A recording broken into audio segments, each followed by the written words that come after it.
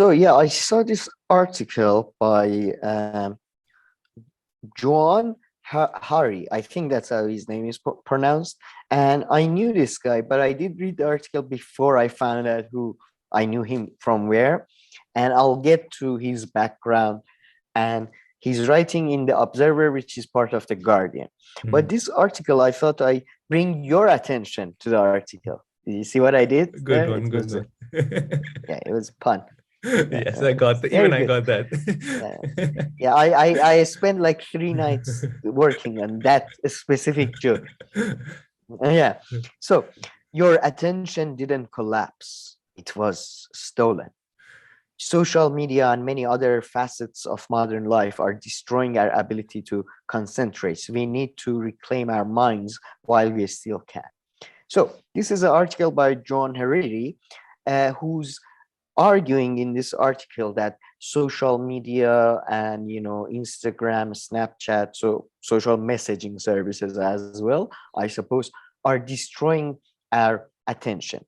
And in this quite long piece of work, which I really really do not recommend anybody wasting their time reading, because I already did, so and you to an extent, I don't know if you read the whole No, thing. I read I mean, I had to So, skip some parts because it made me lose focus and attention a few times with the bullshit that was written. so But yeah, I made it until the oh, for fuck's sake, yeah. end. So it starts with this, as all these goddamn articles by these people do. It starts with a personal analogy Of course. about his godson and how the godson used to dance to Elvis Presley when he was 9 years old or 7 years old Yeah. or something, and he was so much fun.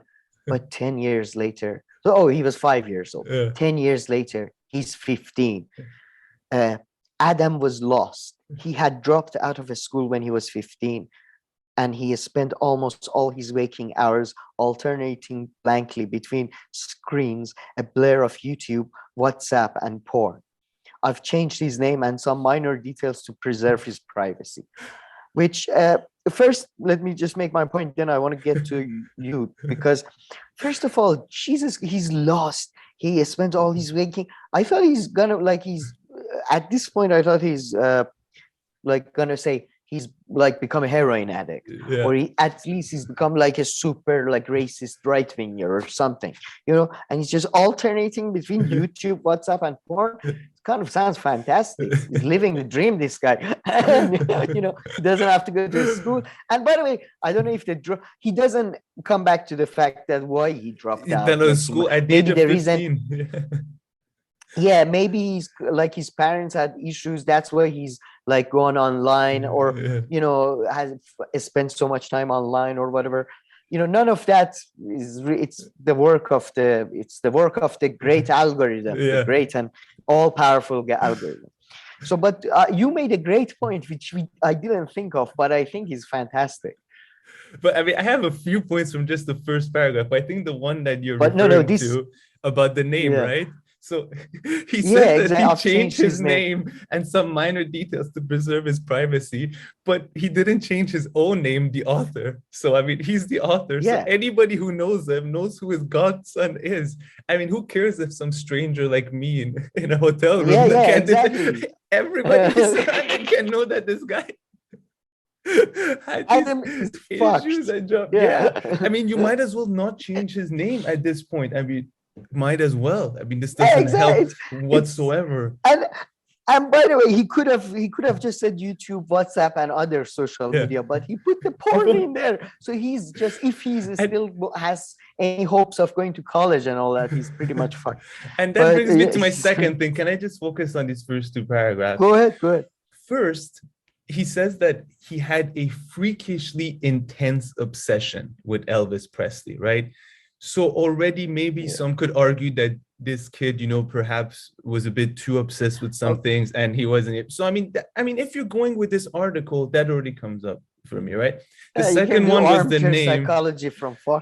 Yeah, but I mean, if you're mentioning this already, then he dropped out of school, which is not mentioned. Then the third one, which is that, this article is all about social media, right? So I'm sure this person would have loved if their godson was, obsessed with Instagram and, Facebook and TikTok, the ones where, and the ones who are like being like singled out as the main culprits for the algorithm, like holding people and them just like looking at it obsessively. But the three that she points out are YouTube, he points out, sorry, are YouTube, which there are criticisms about YouTube in the mainstream world. I'm putting myself in their world, but YouTube is not necessarily the one that's like singled out. It's more like Facebook and Instagram. They didn't have it. The second one is He talks about WhatsApp Snapchat. after, but not here. This maybe didn't exist. The second one is WhatsApp, which is like a messaging thing where you talk to your friends, I'm guessing. So which is perhaps not even the worst exactly. thing. And then the third one is porn. So it's just like a separate thing. Not that these are good, but I'm sure he would have loved if he could have. Maybe during that time there was no Instagram and Snapchat, so he couldn't lie to that extent in the article or something. But the three things that he points out are on the margin. I mean, one of them is not even social media, one is porn.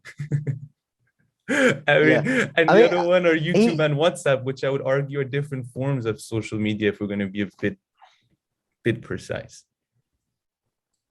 I don't think we have to, because he's a complete my apologies. He's just completely wrong about everything. But yeah, he goes on to continue to basically just completely destroy his godson. He seemed to be wiring at the speed of Snapchat, and nothing still or serious could gain any traction in his mind.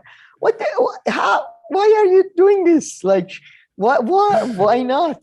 Why couldn't anything get traction in his mind? Then, okay, I'm not going to read some of it, so I'm just going to fast forward. But wait, I have a sentence right here I want to read. I'm sorry, but this article I had just turned 40, and wherever my generation gathered, we would lament our loss of capacity for concentration. I mean, Jesus Christ. Yeah, Jesus Christ. I mean, I Laments do you remember the days I could read the article in an hour? Now it takes me 3. You remember back then when we sit in a circle and we'd have Play-Doh going around, Play-Doh book passed around and read it for 6 hours. Who knows? Back in the day, Sam, you don't know what people were up to. Let me just put it this way. They would alter between reading Plato, Marx, Rousseau. That's all that ever happened. I don't know if you knew about that, but prior to social media, people only discussed like philosophy, the meaning of life for hours and hours and hours whenever they gathered. Maybe you don't know about this. Or sciences, natural sciences, biology, architecture, chemistry, all these kind of things, just and never wasted any time. With a sharp focus, not just talking, just generally or stuff. Very specific case studies were discussed in every. And the idea that, by the way, he's 40. Like, what back in the days are you talking? Like early noughts or late 1990s? like when everybody was on a chat room doing, what are you talking about back in the days?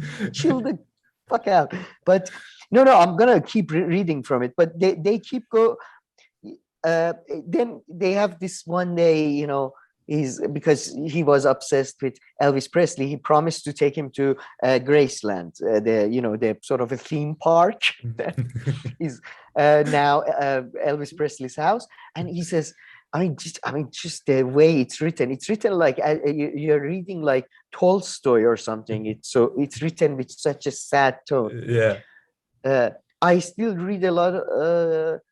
Then one evening, as we lay on my sofa, each staring at our own ceaselessly shrieking screens, the screens are shrieking. I look at him and felt a low dread. Adam, I said softly. What are you, Tolstoy? Let's go to Graceland. I reminded him of the promise I had made, the covenant they had made. I could see that the idea of breaking this numbing routine ignited something in him, but I told him there was one condition he had to stick to if he went. He had to switch his phone off during the day. He swore he would.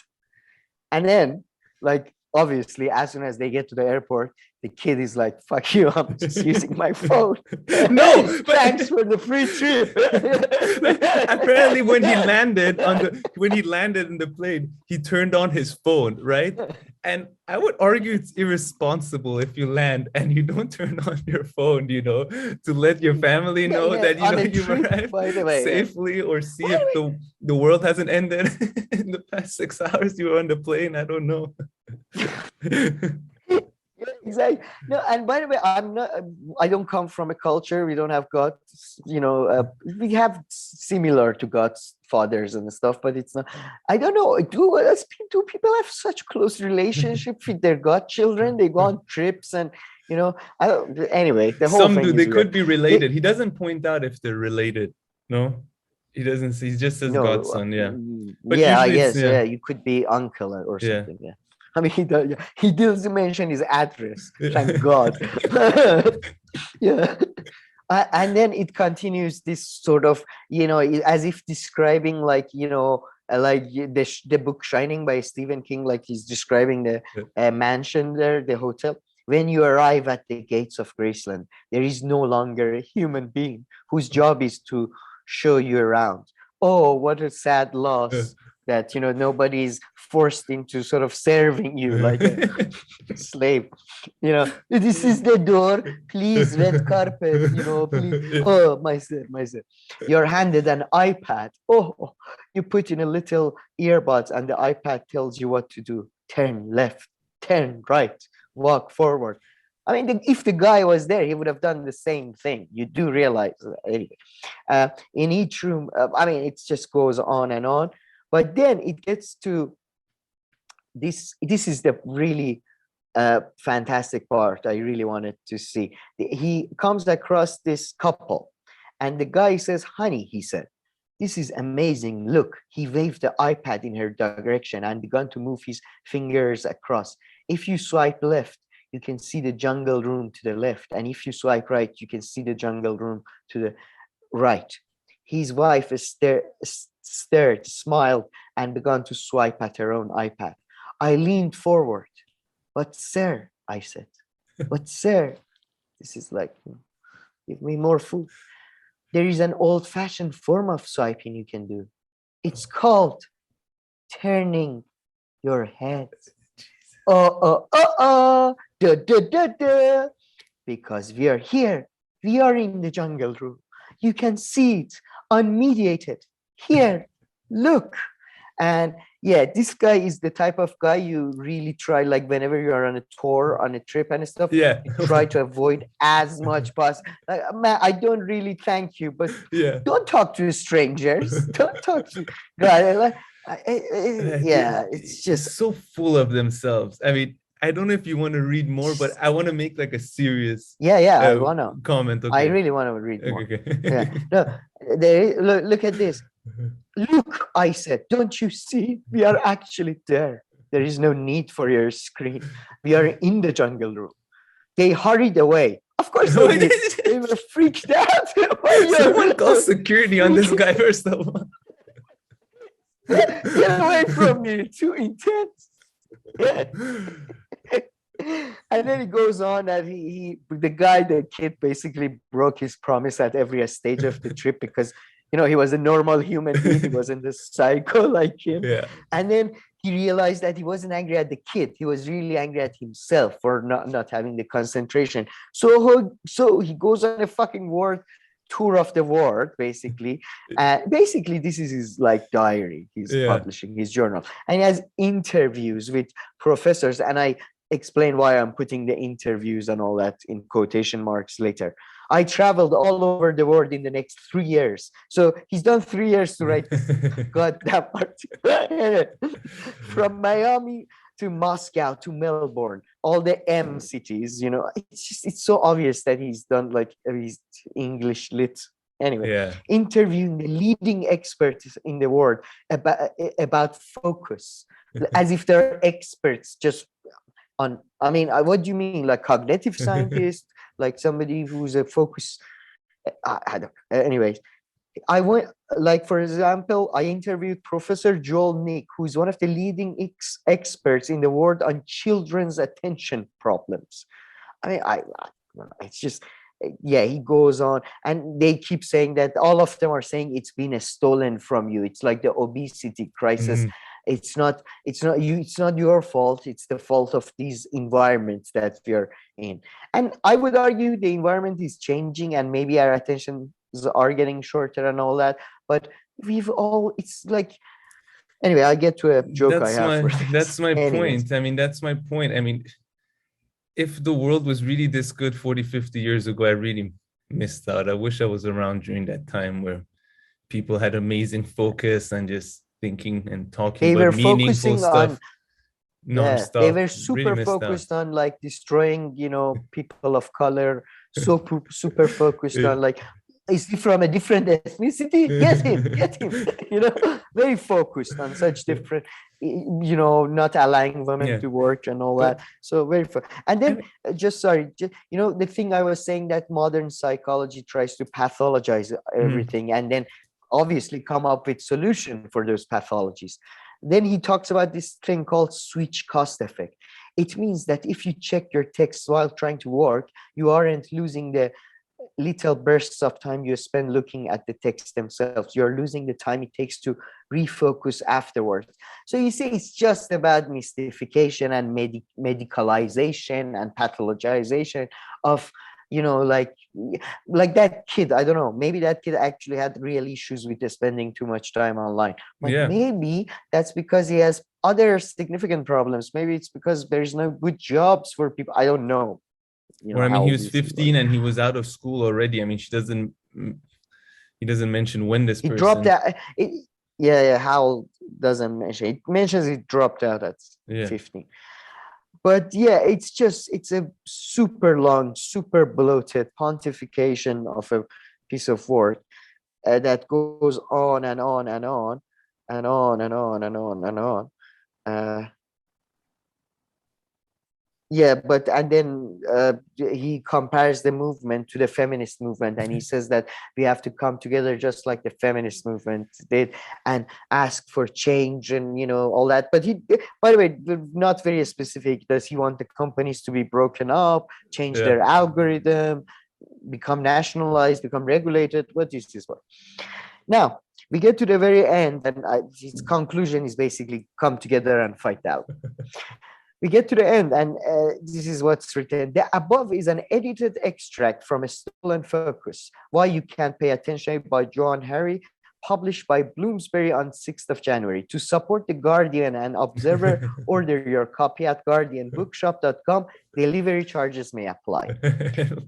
Now, if you have any comment on the piece, go ahead. And then I want to focus on the author itself. Okay, yeah. Because I mean, I want to get a little bit serious. I mean, like, sure, do things distract you? Of course. And he makes the point about the email, if you're writing and you're doing something and you get your phone's constantly getting emails or something, you will get distracted. I believe that, but distractions are not unique to this. I mean, to like even our cell phones, distractions are everywhere. I mean, I said this to you, I'm not joking. Sometimes when I study at home or like work from home, I get distracted by the bathroom, and I like go to the bathroom like every 5 minutes I know. to pee for no reason or do something. That's why I like going to the library, because the bathroom's far. So like the idea of the bathroom is out of my head. I really go when I have to, not just as an excuse, like sometimes when thinking becomes hard or something. So yeah, distractions are there and they've always been there. And And yeah, and you should put your stuff away and be able and to as focus on things.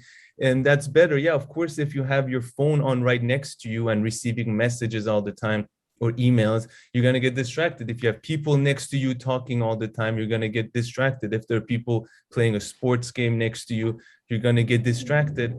And someone has and to show me the no, data by the that way, before people wouldn't getting distracted. I'm pretty sure that's not I true. We come just have different things now.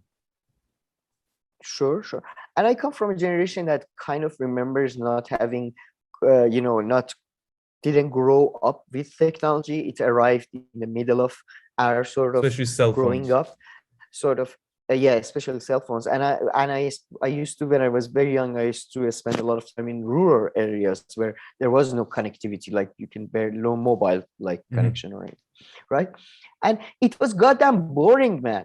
Like it was awful. It was like they this idolized past where everybody was focusing, as you say, on reading Plato and like doing work with their hand and making like woodwork or metal work or so. It was goddamn boring. Most people were just laying on the floor, just going, "Oh Jesus, what am Or like what should sharing I like read?" bullshit stories, like Or yeah, mystical stories gossiping. about That then, yeah. what yeah, why do you think in rural areas famously everybody's gossiping and busybodies? Because there's nothing else to do. There was no media, there was no soap operas. So what do? You create soap operas out of Yeah, people's lives, you know?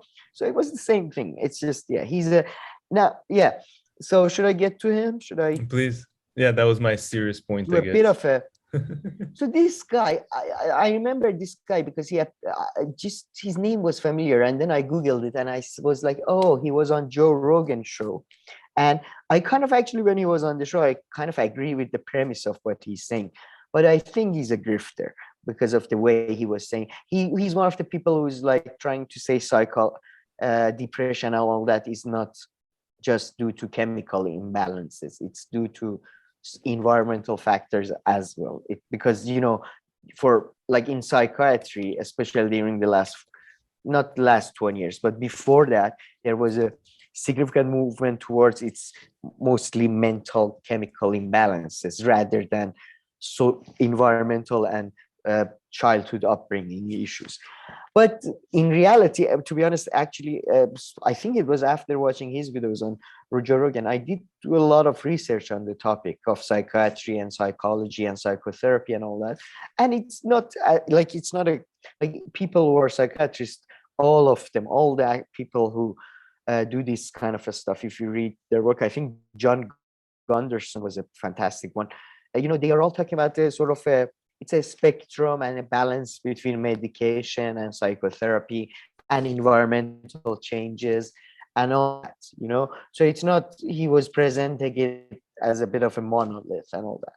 But more importantly than that, which is this person disagreement on a intellectual matter, let's say, or whatever, this guy has been caught plagiarizing as well as editing Wikipedia page in an abusive way, basically. So What? he's been caught plagiarizing. Yeah, let me read this. This is from Wikipedia, but it's blog. Yahoo and editor Brian Vellon asserted that Harry had plagiarized material published in other interviews and writing by his interview subject. So what he would do, that's why when I was talking about these interviews, I put quotation marks. He Mm-hmm. like took other people's interviews and put it in his work as if he had interviewed Stop. the people. Now that's not even No, I'm not. plagiarism. Yeah, That's like theft. that's yeah, pretty much. And then, by the way, for like he was supposed to give back his prize money to a charity, but according to the Independent, he has, he never paid it back because he was supposed to pay it back when he goes back to the Independent, the newspaper. But then he never went back to work there, so he never paid back the prize monies that he should have paid back. This is he may have paid it back since this article. Also in 2011, he admitted that he had edited articles on Wikipedia about himself and journalists with whom he had disputes. Posing as a journalist named David Rose, he added a false and defamatory claims to articles about journalists, including Nick Cohen, Christian O'Donnell, Francis Wynne, and Neil Ferguson, one of our usual actors, and edited articles about himself to make, quote, this is a quote by him, to make him seem to seem one of the essential writers of our time. And then Nick Cohen, who's a kind of famous journalist in UK, he goes on to say that apparently his friends in Guardian would pressure him to write positive stuff about him or positive things about him. So this guy is a genuine piece of work. Yeah. And he still gets published in the Observer. It's fascinating. And the Guardian, Known exactly. plagiarist.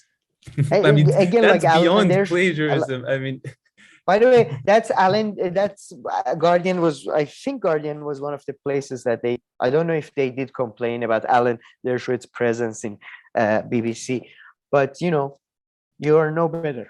yeah. And again, another example of someone who I guess has been on the Joe Rogan show and also on these mainstream outlets. That's true. But man, definitely. This article, I'm not surprised. I'm not surprised. Anything else you have on this guy? No, I just want to say I think these type of things are trying to like people. I mean, I believe a structure and that type of things matter more. But in your personal life, you have agency, and it's not nobody's stealing your attention and all that. Chill the fuck out. Of course, everybody's trying to manipulate everybody because we are all humans and stuff. You should be aware of structures and algorithms, and of course they're always trying, all companies are trying to maximize their profit. 100%. That's why companies are created. So keep that in mind. That's all. Yeah, no, 100%. And I mean, I guess I'll open a tiny little parallel with another thing. I mean, I've always thought about this when it comes to the ADHD, like medications and stuff.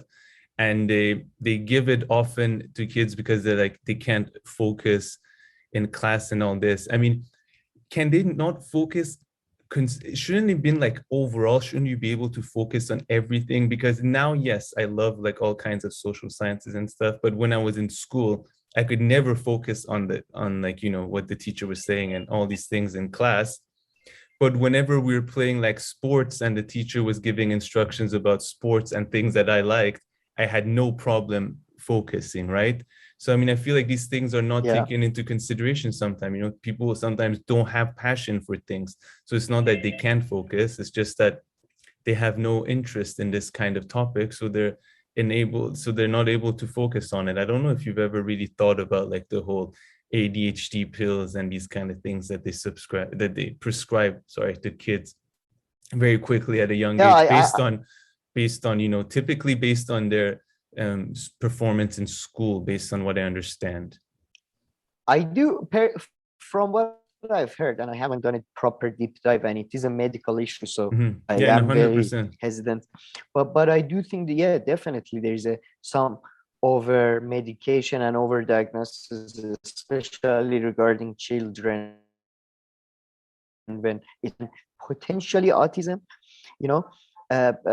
so I definitely that's why I was very sympathetic to him when I heard him on Joe Rogan. But then after a while you realize some people are just saying some stuff because they found an angle, I think. Anyway, but I definitely think there is too much I've heard of stories of kids, for example, having been put on Ritalin or that sort of thing, and you wonder that I wasn't very focused as a kid. I mean, and you wonder, wasn't that part of the childhood? Or, that's the thing, nature debate is very hard to, I think especially at drugs and kids, there is definitely issues that we have to talk about, and attention and all, and even social media. But like if my son spends all his days, or son or daughter spend all his days reading books, I would be concerned. But I wouldn't think that is the cause. I wouldn't think, oh, Jules Verne and your algorithm. And kids do that. There are kids. Exactly. Yeah, I mean, there are kids, who are like obsessed with different comic books and these kind of, and I spent like 6 months reading all of Agatha Christie's books. And there were people in my family that were somewhat concerned, especially for themselves, because they were worried, why am I reading so many books about murder, especially. So exactly, but it could be a result of a personality trait. It could be a result of an issue of something else. I don't think that in itself is an issue. But, I mean, he points out himself how his godson had a freakishly, serious obsession with Elvis Presley during that time. So they're just different things. Yeah, I I just think want to like say it's not only Elvis social Presley. media. And I don't know. last point on that Why would you story, describe it as freakishly? I guess, yeah, maybe it was too obsessed with it. And just the last thing I want to say is that I love like No, how no, he but takes like the my kid, how he takes his grandson to like a very like corporate kind of Godson. like Godson, sorry, to like a very corporate kind of like mainstream, you know, commodified kind Theme of park. place, theme park, to get him away from the screen, you know. I would have thought he would take him to Yeah, like a camping trip or something, you know. It's like, you know what, let's yeah, go to nature or Disneyland. no, I love that. I love that. Let's go Yeah, to I an think he's just arcade. a very I think he's your typical, I think he's a bit of a Karen basically, because Mm, he used the freakishly intense as well. Like I remember when like the children I know, when they were very young, children become obsessed with a song and they mhm. wanted to hear it over and over again. And I don't know, like, I think this guy is one of those guys that your child, I like if your child, for example, like is making like when they eat they just become dirty. Yeah. I think your child maybe needs behavioral Oh, therapists for oh, chill out. man, I'm really good at shielding myself from like people and stuff. If when I have kids and people say these things, A, I'll get into a fun argument with them. B, if they're really saying something good, you know, once I'll calm down, that's good, you know, you learn something. C is I don't need you. I don't need to hear from you. So that's the last time I'll see your dumbass face and with these kind of comments. No, but I think the real villain in this article, it's like a great movie. The real villain you never see, the parents of the godson that have allowed this relationship with this man to flourish to this level. That's a It's good just one. ridiculous. And then like He spilling it allowed the all over child the to drop internet. out. Yeah. Who It's knows what's great. in the I book? Maybe hope there are more details and shit about this pork. I hope they have like a WhatsApp group with all their family friends, and the guy just shared the article in that. You probably did. Of course he did. I'm willing to bet anything he did.